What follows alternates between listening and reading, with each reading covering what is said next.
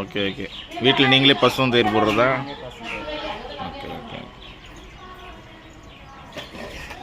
2 cup கொடுங்க.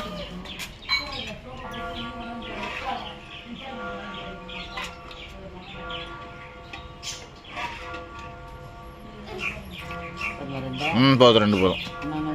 போதும் போதும் போதும். எத்தனை வருஷமாக பண்ணுறீங்க?